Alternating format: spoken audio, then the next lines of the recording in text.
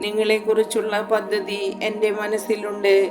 രോഗവും സഹനവും ദൈവിക പദ്ധതിയുടെ ഭാഗമാണ്.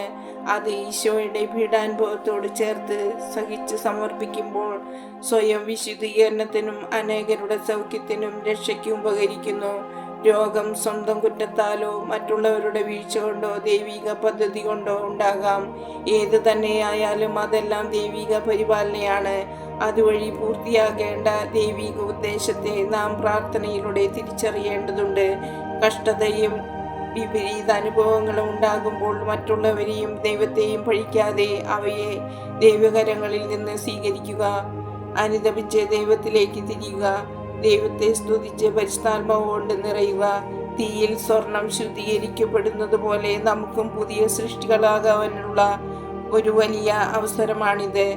അത് വെറുതെ പാഴാക്കി കളയരുത്.